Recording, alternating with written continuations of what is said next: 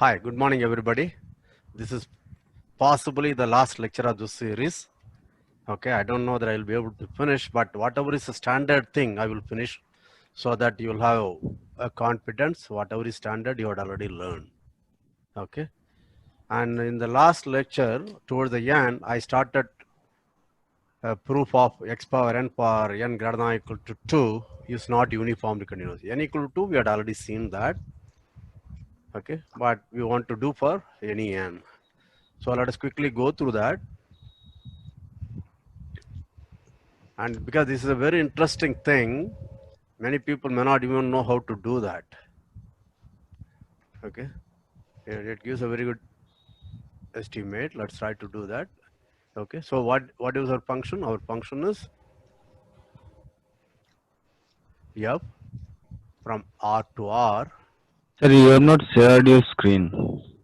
I have not shared the screen. That's very good. Yes, you are right. Thank you very much.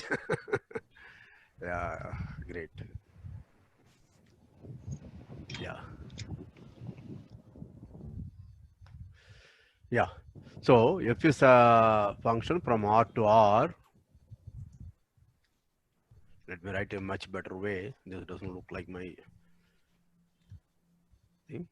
So f is from R to R given by f of x equal to x power n. N is a natural number and I assume n is greater than or equal to 2. For n equal to 2, we had already seen. Okay, but anyway. So we want to show this is not uniformly continuous. The way we want to prove is by proof by contradiction. So what did you assume? Assume that, okay, given epsilon, okay, there exists a delta, so that mod x minus y less than delta implies mod fx minus fy is less than epsilon. Okay, then we have to arrive at a contradiction. So what did we do? We chose x and y so that mod x minus y is less than delta. Then we looked at, yeah, let's assume without loss of generality x is less than y and y minus x is less than delta. Then fy minus fx equal, we know by intermediate, sorry, mean value theorem, it is into y minus x. But what is f dash of t? F of t is x power 1, therefore f dash of t is n into t to the power n minus 1 into y minus x. Is that okay? All right. So what we know about this, therefore, if mod x minus y is less than delta, then modulus fx minus fy or fy minus fx modulus should be less than epsilon. That means this, which is equal to n into, let's assume x is also positive. Okay, therefore I don't know to worry about. And my t is going to be between x and y. Therefore, t to the power n minus 1 into y minus x.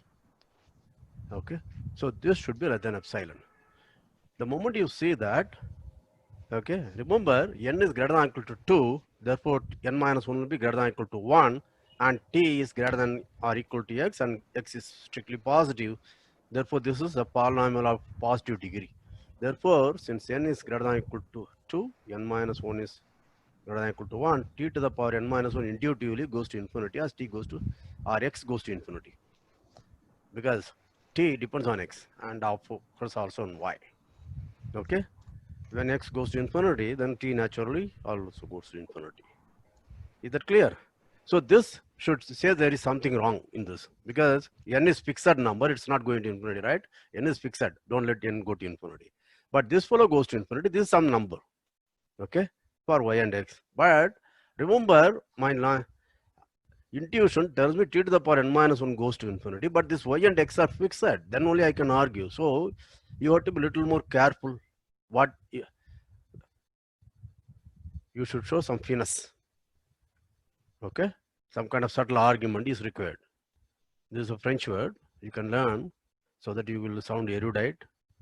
Okay, okay, so you should show some finesse in getting this argument. The first thing I did was, let me assume x is also greater than 1, because our picture showed towards infinity is what is going to happen. Okay, towards infinity there is going to be shoot up in the values.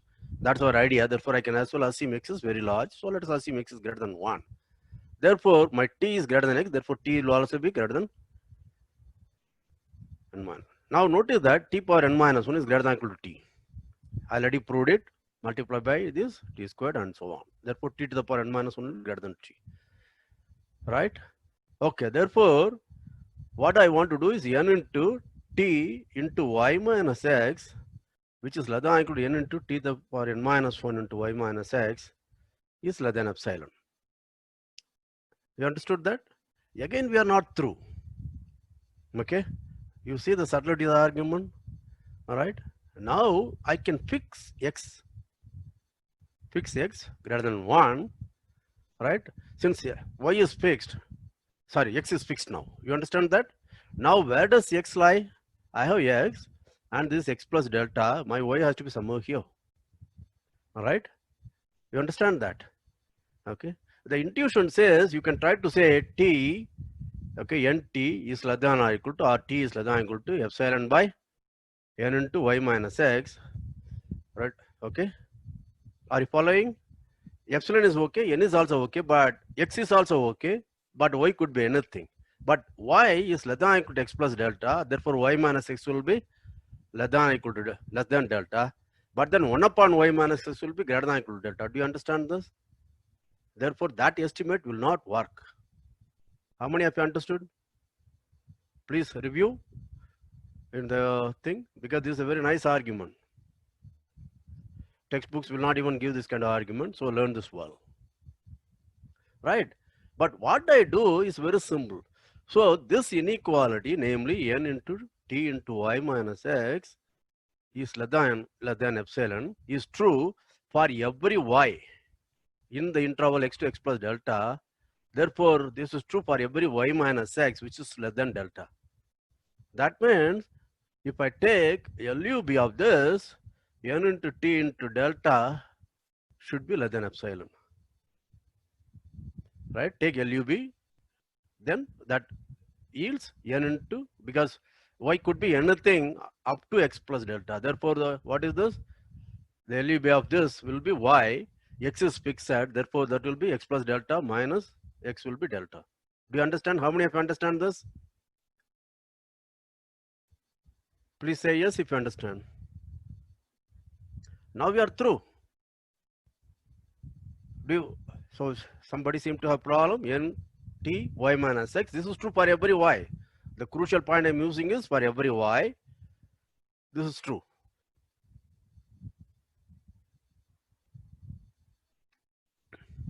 Right? Okay. So I can simply make this as a, this will be less than or equal to delta. Okay, so I am just doing that. Supremum. Okay. So this implies my t should be less than epsilon by n delta. Okay. That gives a thing, because x will be very, very large, therefore t will also be as large as I want, but you want it to be less than epsilon by n delta. Okay. So go through this argument. There is a slight subtlety in this argument, but you can figure it out. But the crucial idea is this. What is the crucial idea? I have this fellow. Okay. This suggests there is something wrong, because this is a this goes to infinity as x goes to infinity. Therefore, I don't expect this to be true, because this will always be bounded by some delta, right? And this n is fixed, therefore that is not of much use. If you want t to the power n minus 1 into y minus x is less than epsilon by some n. That is some positive quantity. I don't care whether epsilon or anything. But the point is, as x goes to infinity, t to the power n minus 1 will go to infinity. That gives me a hold how to get a contradiction. Okay. So pause, review, and proceed. Okay. There is a slight little subtlety. I'm sure all of you can do that.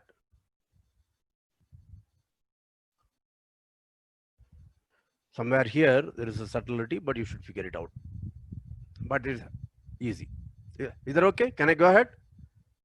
Say yes if I can go ahead.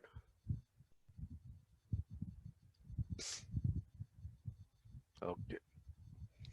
So, as I would like this to be the last lecture, let me finish one of the most important theorems in uniform continuity.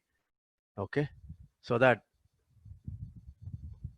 technically with that, we would have completed everything about uniform continuity, right? So let f be a continuous function on a closed and bounded interval AB to R. Then f is uniformly continuous.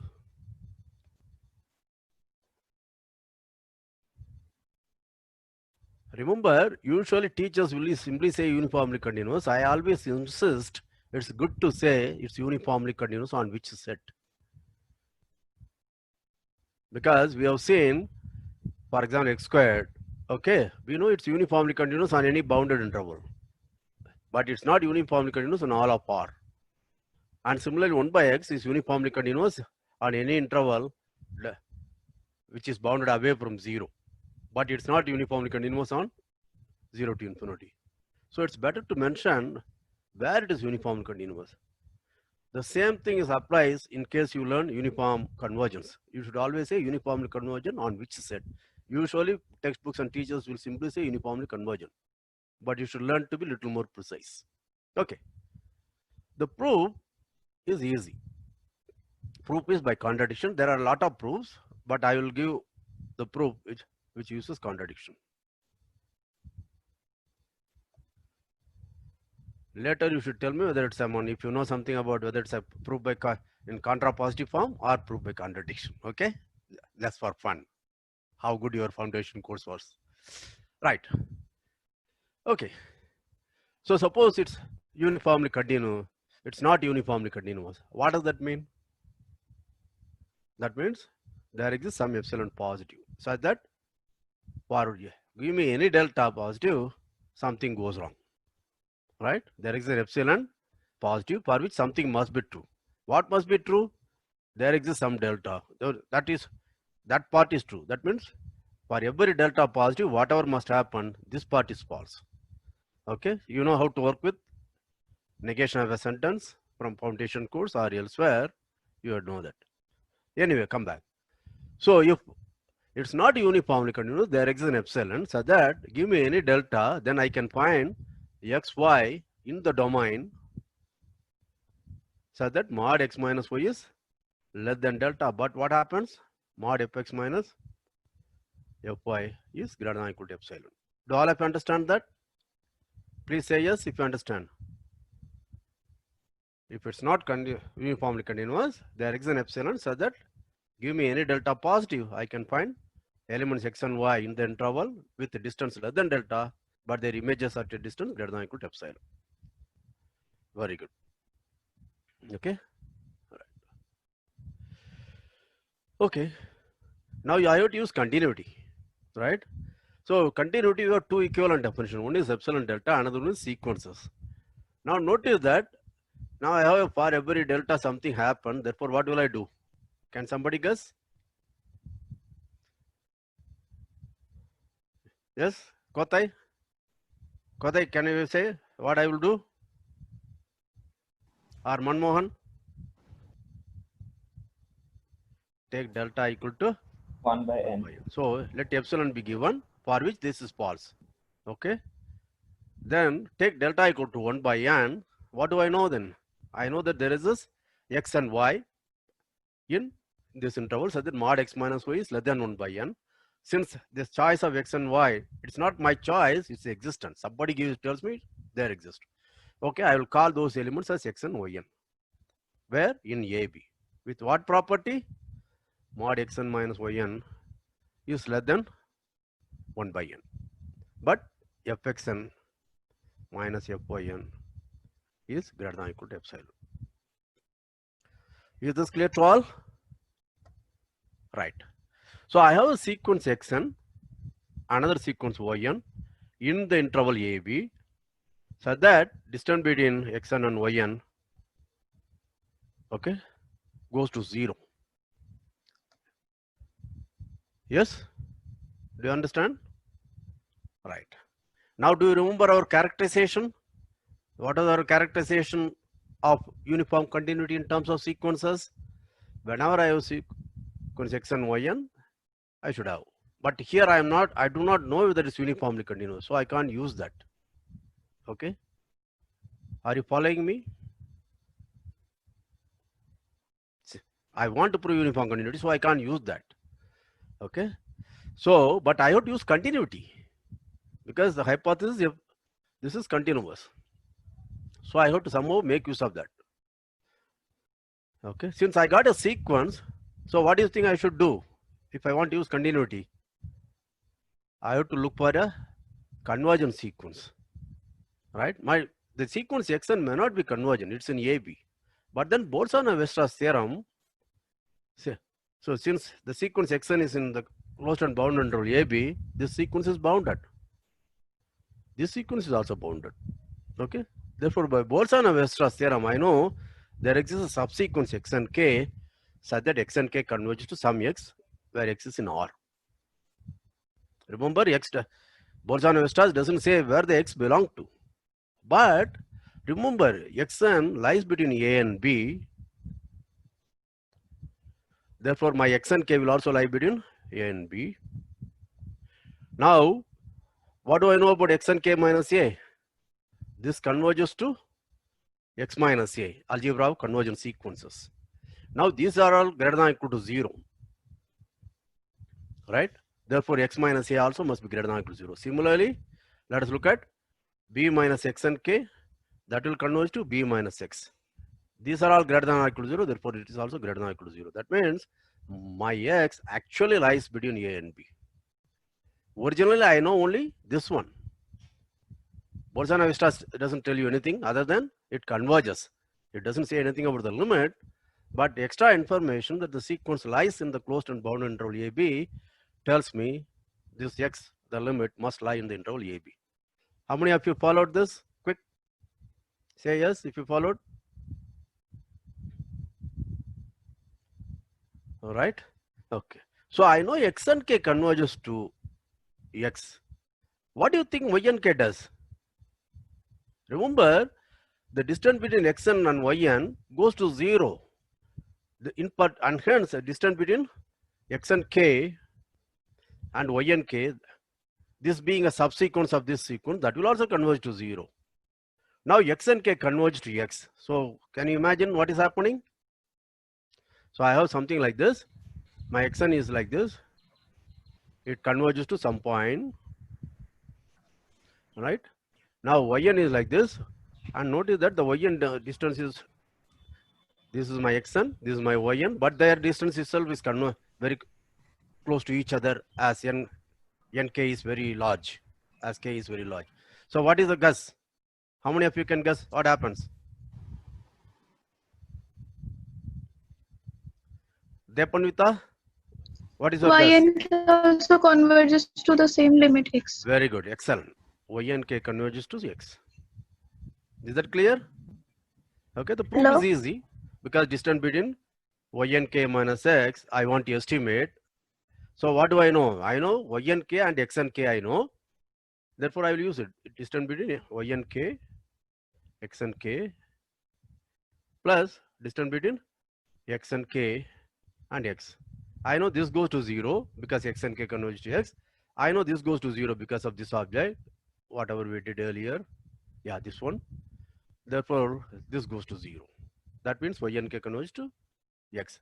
We proved rigorously. Is that clear to all? Yes? Very good. So, what you have seen is x and k converge to x and y and k converges to x.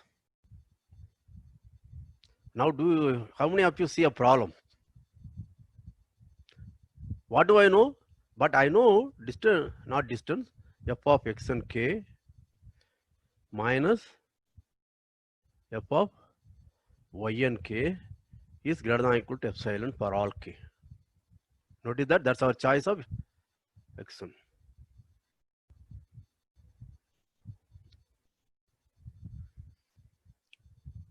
Right? Therefore, in particular, this happens. Right? But what do I know about f of x and k? X and k converge to x. Therefore, what do I know about f of x and k? Can somebody tell me? Converges to f of x. Yes. And similarly, Both converge to this, right? Do you follow that? Therefore, what do I know about f of x and k minus f of y and k? What do you think happens to this? F of x and k converge to fx is almost similar to this picture. Instead, this is f of x and k, this is f of y and k. Both converge to f of x because of continuity. Therefore, what can you conclude about f of x and k minus f of y and k? Converges to 0. 0. Yes. Yeah. Do all of you agree with that? Okay, again, we can give a rigorous proof. What will I do? This is by continuity of f at x. How can I conclude that? That's why I have to prove x is in the interval AB. And next, I have to assume that f is continuous on AB. Both the hypotheses are used here. You understand that? Don't just go step by step and check it. Why did I need x to be in AB? Because I wanted to say f is continuous at x. When does it make sense? X must be in the domain. So I proved it. And since f is continuous at x, therefore x and k converge to x, f of x and k converge to fx. Similarly, f of y and k converge to f of y. Do you all see that? Go through the proof. Enjoy the proof. Do not think of remembering such proofs. Okay, so we have to check this. But that's very easy, like the last time. So this, how will I estimate this? This is less than or equal to f of x and k minus f of x plus f of x minus f of y and k. Do you understand this? I know this goes to 0. I know this goes to 0. Therefore, this goes to 0. Do you all of you agree with that?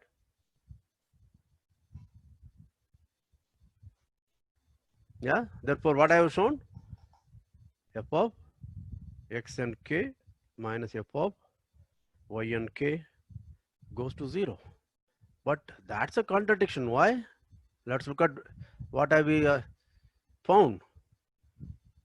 For each k, modulus fx and k minus fy and k lies outside the epsilon interval around 0. That is, modulus is greater than or equal to epsilon. Okay, this and this are contradicting each other.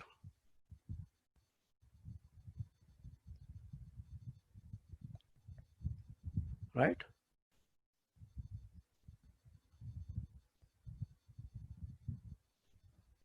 Are why I don't get this?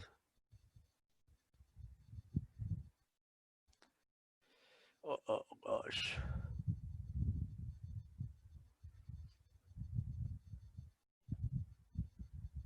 Good. No, I think I'll get it. So these two leads to a contradiction. Do all of you agree with the proof?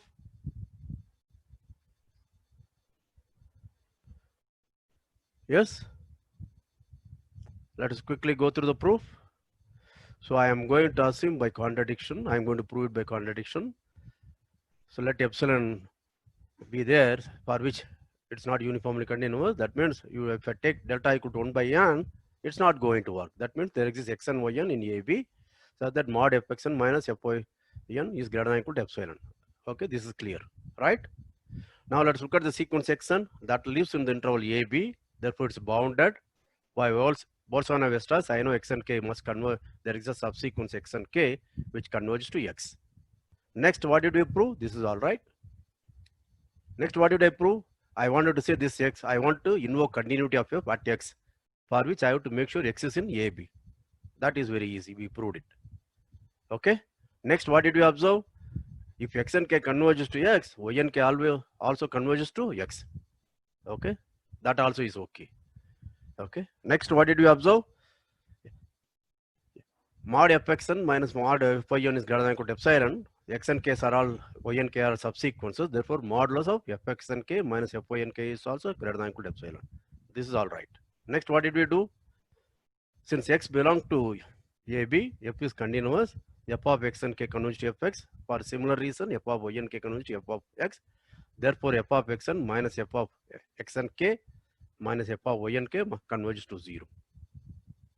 Okay, but it cannot converge to 0 because it is always bounded away from 0. It is greater than or equal to epsilon in modulus. So it cannot go to 0. That's a contradiction. Okay. So whenever you go through the proof, these are the two things you should do. First, go line by line if you want, check it. After that, quickly go through what are the main steps of the proof. That way you learn, because each step is a very small trivial problem, 1 or 2 line problem. Like I said, x and k converge to x, distance between xn and yn goes to 0, therefore distance between y and k converge to x. That's a trivial exercise. And similarly, we said that f of x and k converges to fx, f of y and converges to f of x, therefore f of x and k minus f of y and k converges to 0. That's again a trivial exercise. So this is how you should revise. Okay, not again checking line by line. How many of you follow what I'm saying?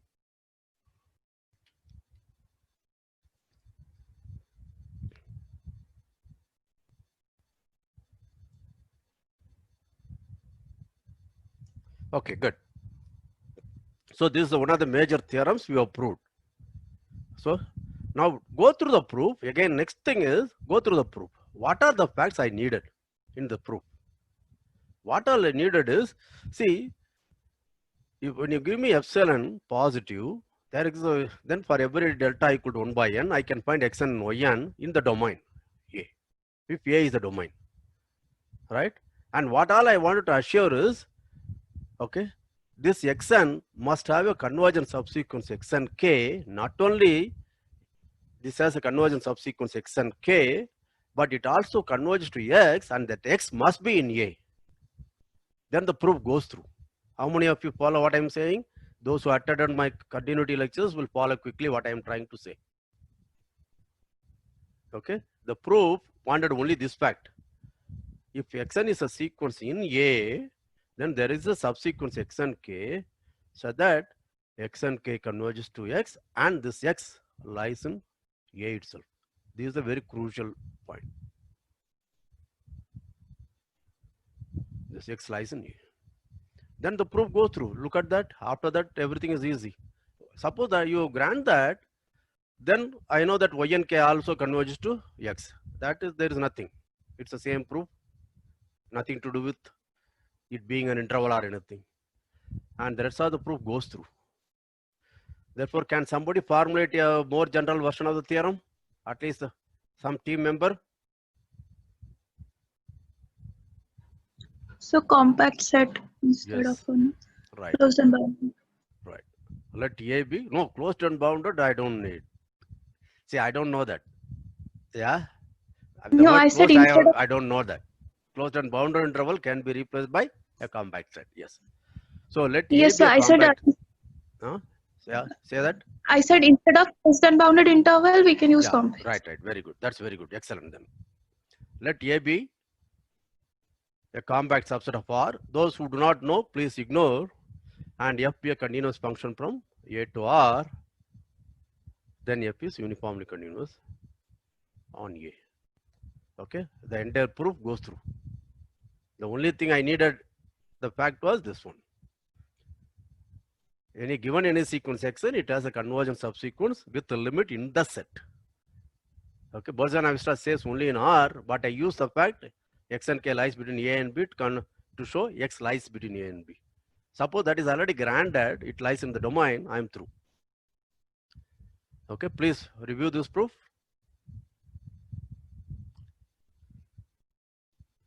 Okay, you should check that. That's it. Okay, good. Now let us look at how to use this. Now let us assume F from A to R is uniformly continuous and B is a subset of A. If it is empty, there is nothing to prove, but anyway, let's assume B is non-empty. Now let me restrict F to B. Then it's a function from B to R. What can you conclude? You understand that? It's uniformly continuous on a set, and I want to know whether F will be, what can I say about when I restrict F to B? Can somebody conclude? Say what it is? What can I conclude? It's again uniformly continuous. Where? You have to say that. Remember, you are in saying B. by me. You should Okay. say not simply uniformly continuous In B. on B. Okay, on B. This is clear, right? Because if you give an epsilon, let us look at F, there is a delta. for f uniformly continuous on A. Now start with any x and y in B such that mod x minus y is less than delta. Then x or y is also in A and their distance is less than delta. Therefore, mod fx minus fy is less than epsilon. Therefore, that's obvious. Is that clear? How many of you understand this? Quick.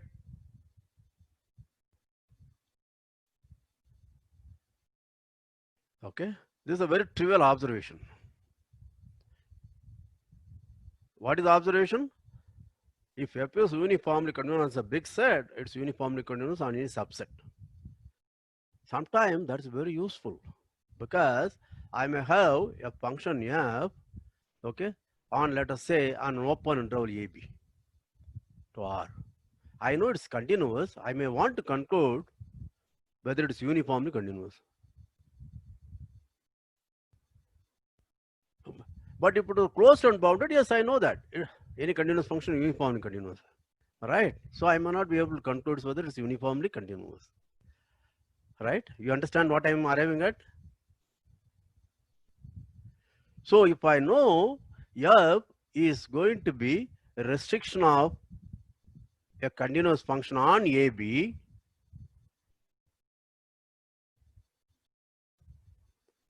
right? Then G is uniformly continuous on the closed interval AB, and hence its restriction to open interval will be uniformly continuous. How many of you appreciate this logic?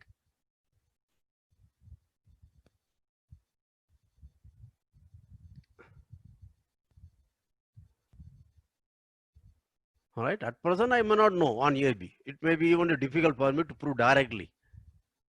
Okay. As the English says, test of the pudding is in eating. What does it mean?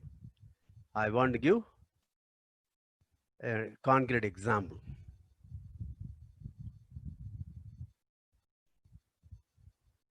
Concrete example is, let's look at. Let f be 0 to 1 to R and f of x equal to x into sine 1 by x. Okay. Remember, we have seen sine 1 by x is not uniformly continuous on 0, 1, open interval 0, 1. How many of you remember that? That was the beginning of the second lecture. Do you remember that?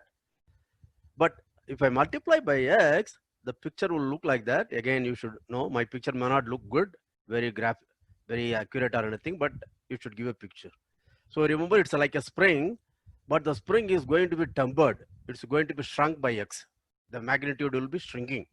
Therefore, the picture will be something like this. Like this. You understand that? And you should go to 0. So, like. So, f is continuous on 0, 1. Why? I just drew the picture, but that's not enough. You have to say it's continuous on 0, 1. How many of you know how to prove that? Notice that there is no problem. Why there is no problem? Because 1 by x is a continuous function on the open interval 0, 1, and followed by sine, that's a composite of continuous function. Therefore, this is continuous on open interval 0, 1, and x is a continuous function. Therefore, product of continuous function. Therefore, f is continuous on the open interval. How many of you understand the proof? We used algebra of continuous functions now. Okay, x going to 1 by x, and that followed by sine 1 by x, and that followed by multiplication by x, that is x into sine 1 by x. That is the product of continuous function. Therefore, it is continuous. Right? Now, notice that I can extend this f at 1 also. There is no problem. 1 into sine 1. That's it. This is not modulus. Okay? Sine of 1.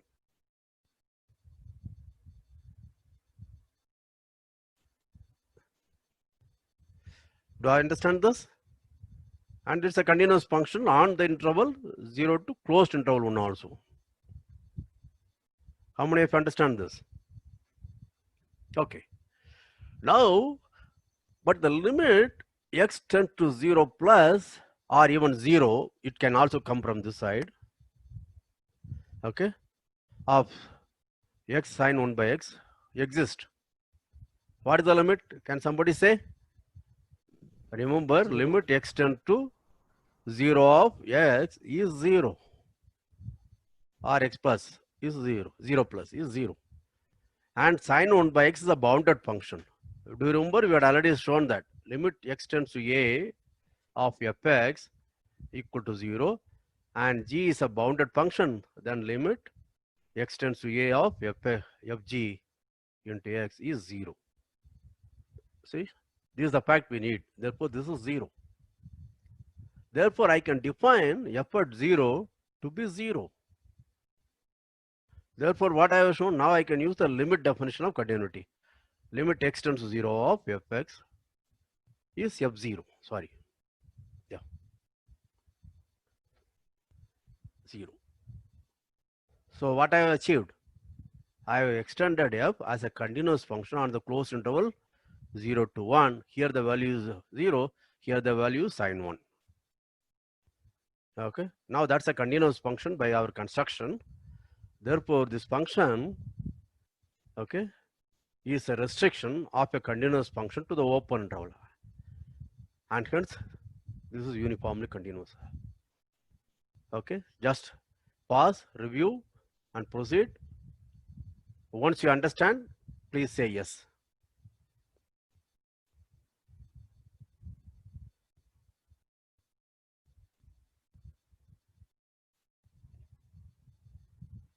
This is a very, very typical way of using that theorem.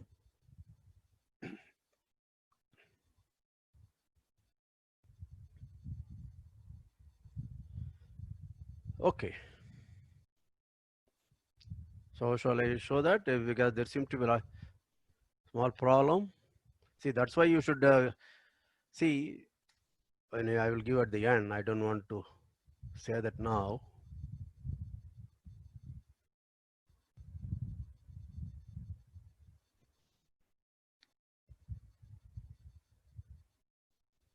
Only 10 people. That's because you have not gone through continuity lectures. Okay. That's why do not, as I said the other day, do not try to build only the 4th floor if you want to live in 4th floor, and don't build the floors below and the foundation. Then you will be shaky. If you had understood, there will be no problem. What I have done is very trivial. Okay. Because this is what I find, and maybe I should stop recording for a while. Anyway, I'll come back. Okay. Right. Now let me just to make you understand. Okay, this finishes all the things which you want to say about uniform continuity. All the theorems are proved, and I have given equivalent characterization. I also showed how to prove that. Major theorems are proved. Algebra of uniformly continuous functions is established. Everything is done. Now, the best thing will be to look at few more exercises as examples to develop intuition. In principle, the general coursework is more than done, more than completed. So what I'm going to do is some kind of extensive work so that we can become more confident about the notion. Now, suppose I have function f from, let us say, some set. This is just a set, not an interval. R, right? Now let me assume J is of the form A union B, and assume F restricted to A is uniformly continuous and F restricted to B is uniformly continuous. What is the next natural question I should ask?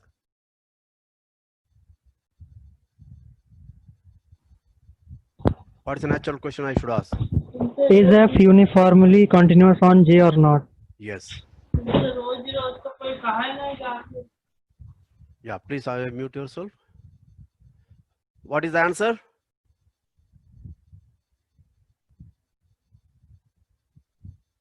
Yes. What is the answer? Can somebody come back? Come to me, quick.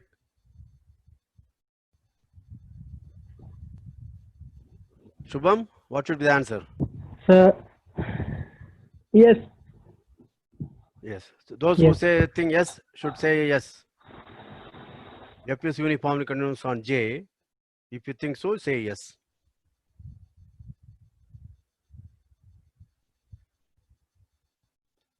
Only, very good. So 9 people have said yes. Okay, 1 said no. Okay, 10 people have said yes. Good. Now let's look at.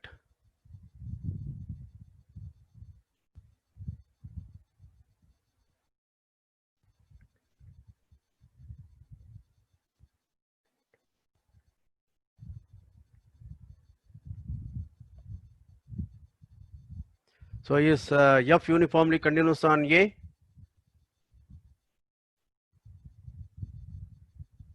How many of you think F is uniformly continuous on A?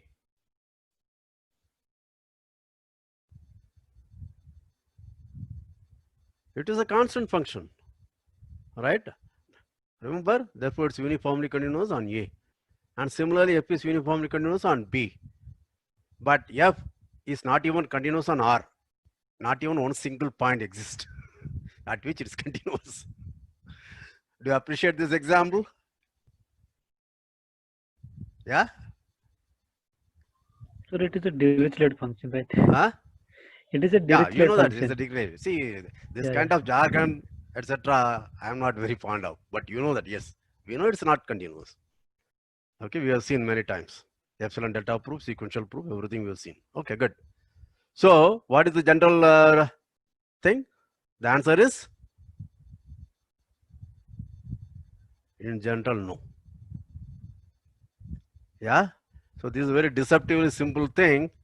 You may think take delta 1 and delta 2, take the minimum, it should work, right? How many of you thought of the proof? Right? Okay.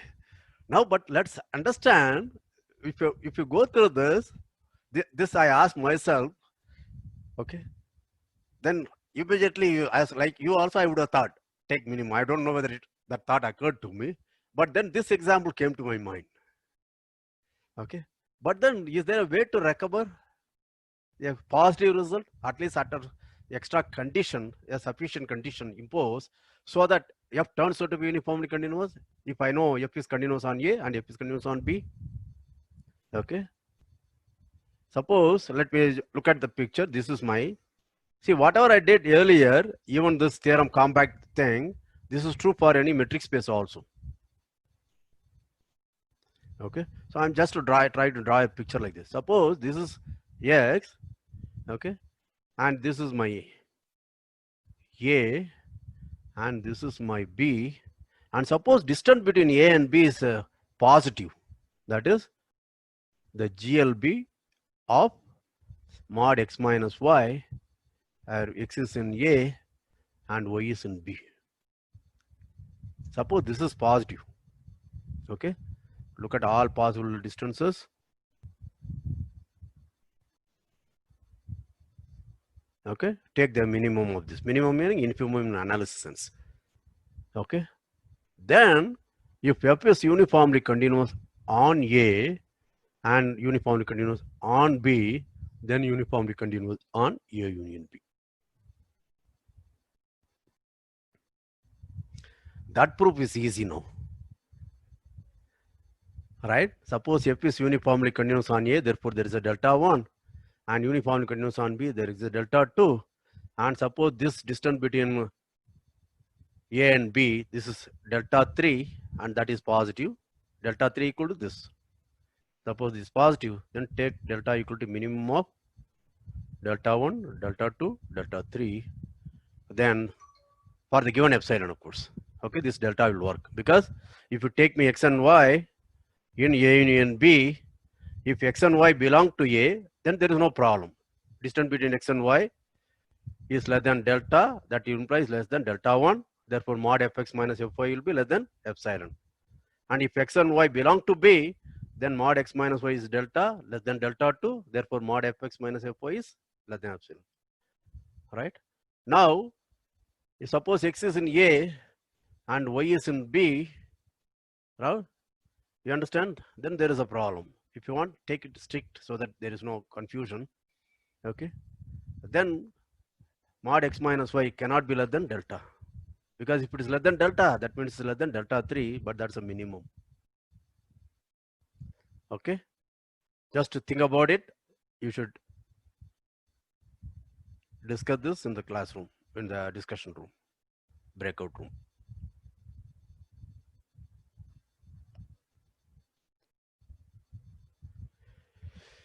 Okay, now let's go to the one more problem. Okay, this is, I gave almost 90% of the proof just to make sure that you understand properly. There is another thing which is very useful, which is actually an exercise in my book, in metric space as well as this. Suppose F from A to R is uniformly continuous, right? And suppose Xn is a Cauchy sequence. See, I'm just illustrating how to use uniform continuity. Suppose Xn is a Cauchy sequence in A. Then I claim the image sequence Fxn is Cauchy. If it's from metric space X to Y, the same result is true. In the context also. To prove Fxn is Cauchy, what is that I have to do? You are going to give me an epsilon positive. Then I have to find an n natural number, so that whenever n and m are greater than or equal to capital N, mod Fxn minus Fxm, I should say, is less than epsilon. Is that clear? This is what I have to check. For every epsilon positive, I should have to do this. Right? So let epsilon be given. Right? I have to show this is uniform, this is Cauchy. Right? Now remember, you said F is uniformly continuous and epsilon is positive. We have seen such an argument earlier. Then immediately what will I do? By uniform continuity, there is the delta positive, such that whatever happens, happens. Very good.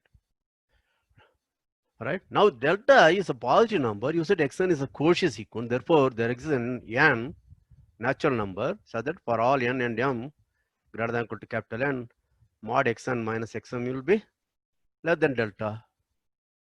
But then, because of our choice of delta by uniform continuity, this means mod Fxn minus Fxm is less than epsilon. For which n and m? For all n and m greater than or equal to capital N. Therefore, we have proved this. How many of you understand the proof?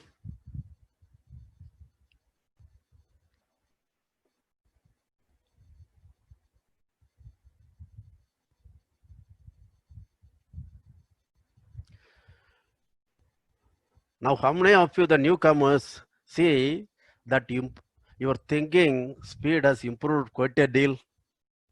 Because the way you struggled in my first lecture and the way you are doing in the third lecture is amazing. Do you understand this? Yeah? If you are happy with that, please say yes.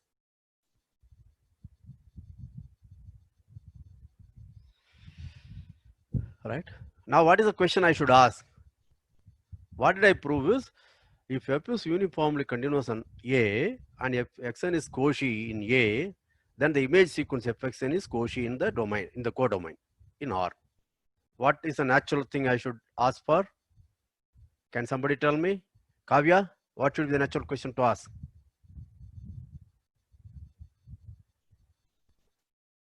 Malaya, what should be the natural question to ask?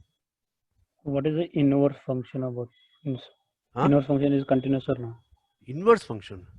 Yeah. Inverse function may not exist unless F is a bijection, right? Yeah. Yes. Somebody else? Converse. Is the converse true? Right. Is the converse true? What does it mean? I have a function F from A to R. Okay. Well, we'll assume it's continuous. With what property? If Xn is Cauchy, implies the image sequence Fxn is Cauchy. You understand that? I'm not simply saying F is A to R any function and Xn is Cauchy implies Fxn is Cauchy. No, I'm even assuming F is continuous. Okay. Now, question is, can I conclude F is uniformly continuous on A? Is the question clear to all? Yes? Good. How many of you think we can prove it?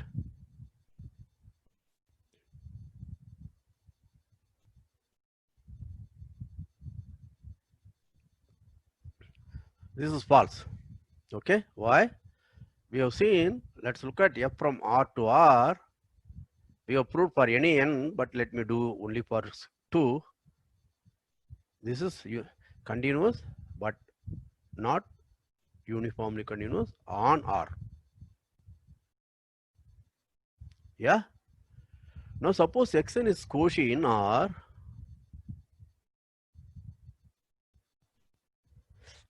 Any Cauchy sequence is bounded. Therefore, there is an R positive such that for all n, xn lies in the interval minus R to plus R. Right? Now, f from minus R to plus R, you see that how beautiful the argument is? This is uniformly continuous. And xn is a sequence, Cauchy sequence in this interval.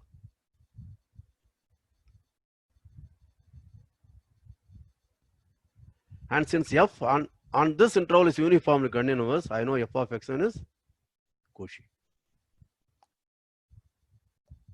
You understand? How many of you appreciate this? This is a very beautiful argument.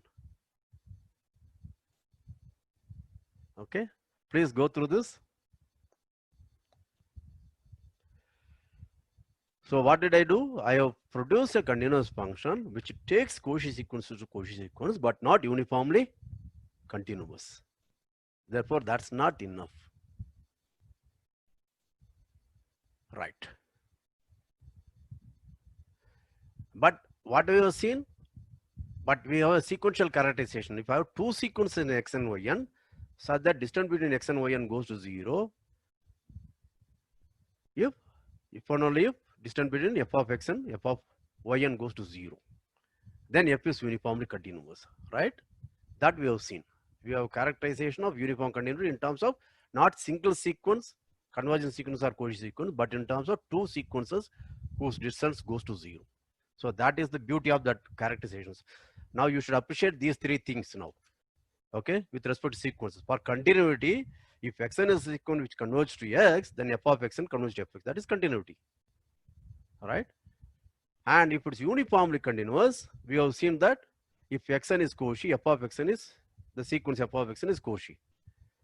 But to characterize uniform continuity in terms of sequences, we needed two sequences, xn and yn, such that distance between x and yn goes to 0 implies distance between f of xn and f of yn goes to 0. That was the characterization. Please appreciate. That will be beautiful. Okay, very good. Now let me do one more exercise. With that we will stop. Now suppose f is uniformly continuous on an interval j. I am assuming interval, but this is not needed. I will leave it to you to do that. To R, it's uniformly continuous. And suppose B is a bounded set. Then I want to know whether f of B is bounded.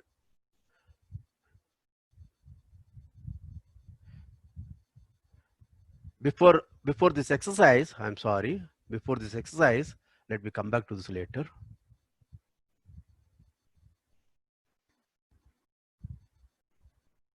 Okay, I will go back to this. What did we prove? If f is uniformly continuous, this theorem, if f is uniformly continuous on a set A, then it takes Cauchy sequence to Cauchy sequences, right? Let us make use of that. I should have said that. Let's look at our function application of that result. Do you remember this function?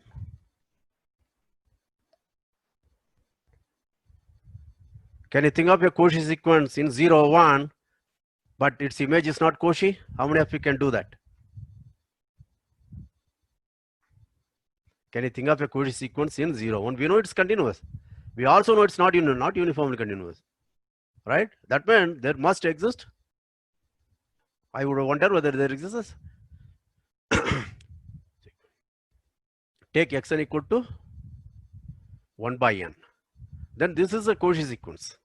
Because it actually converges to 0. 0 is not in the domain, but since it is a convergent sequence in R, Okay, the sequence, original sequence 1 by n must be Cauchy. Therefore, this is Cauchy. But what is f of xn? That is n. Therefore, the image sequence is set sequence of natural numbers. Therefore, it's not. So it serves two things. One, I'm going to say this example, I'm kind of going to derive two things. Number one, suppose I did not know this one.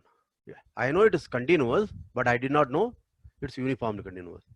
Now, using this fact, I can conclude f is not uniformly continuous, because if f were uniformly continuous, since xn, this sequence xn is Cauchy, this image sequence f of xn must be Cauchy. In particular, it must be bounded. But the image sequence is sequence of natural numbers which is not bounded, therefore it cannot be Cauchy. That means f cannot be uniformly continuous. Do you understand this argument?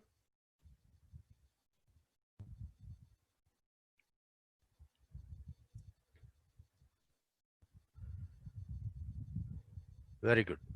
Excellent. Good. Next, this also gives a counterexample to this theorem. See, this theorem said if it's uniformly continuous, it takes Cauchy sequence to Cauchy sequence. So the proof used uniform continuity, but it may happen somebody can prove without uniform continuity. That is, f may be a continuous function from A to R. If xn is Cauchy sequence in A, the image sequence of xn is Cauchy. Just only hypothesis f is continuous. Such a theorem cannot be true. Why? This is a continuous function and there is a sequence, Cauchy sequence, which is not taken to a Cauchy sequence. Okay. Therefore, the uniform continuity assumption is essential for the proof. Okay. So this example serves two purposes. Do you appreciate that? Okay. Now let's go back to this theorem. With that, I will stop. So I have a uniformly continuous function on an interval. B is a bounded set. I want to say this is bounded. Okay. How many of you can prove that? There are many proofs, but let's go through one proof. Okay, I'm just hoping that the proof is going to work. So f is from J to R, uniformly continuous. B is a bounded set. Okay. Question is f of B bounded? Suppose not. Okay, we will arrive by contradiction. We will prove by contradiction possibly. Okay, suppose false. That means there exists an xn in B so that f of xn is greater than or equal to n. Do all of you agree with that? It's not bounded. What does that mean? Give me any m positive. There is an x in B so that modulus fx is greater than m. Right? Bounded meaning for all x there is an m so that for all x in B mod fx is less than or equal to m. Therefore, give me any m, then there exists an x in B so that mod fx is greater than m. This m I am going to take as a natural number. Therefore, give me any natural number n, that's not going to be a bound for f of B. That means there is an x in B so that mod fx is greater than or equal to n. How many have understood? Because I have to explain this because some of you may not have been very strong in logic and you are not exposed to this kind of negation faster. That's why I have to explain. Okay, the experienced guys should excuse me. The correct word is you guys, experienced guys should indulge me. If you don't know that word, look up a dictionary. Okay. Now, where is the sequence xn? In B. What is B? It is bounded. So what do you think I will use now? Can somebody tell me? xn is bounded. Can somebody tell me? Yes. I will use Bolzano-Weierstrass theorem. Therefore, there is a subsequence xn k which is convergent. Now notice that it may converge to x, that x may not be in B, it may not be also be in J. I have no idea. Do you understand? But since xn k is convergent, I know this is Cauchy. Do you follow that? I don't know what the limit. The limit may or may not be in B, may not be in J. I don't care. But the very fact S and K is convergent in R means it must be Cauchy. If it is Cauchy, since F is uniformly continuous, I know F of X and K is Cauchy. But if it is Cauchy, it must be bounded. But the sequence Fx and K is not bounded. You follow that? Because F of Xn modulus F of Xn is always greater than or equal to n for every n. In fact, greater than or equal to n. Therefore, modulus of F of X and K will be greater than or equal to nk for all k. Therefore, this sequence is not bounded.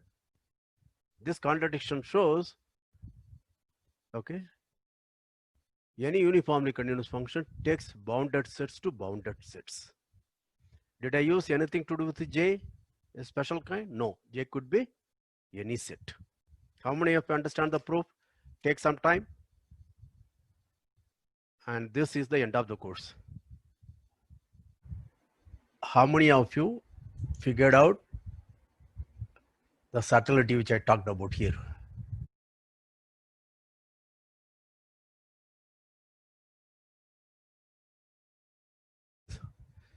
Okay, by taking LEB over a y, which is so that y is less than x plus delta, we arrived at n t delta must be less than epsilon, and that means t is less than epsilon by n delta. I said, but t could be arbitrary, that's a contradiction. But remember, that's not the argument. You chose x and y, and we already assume x is greater than 1.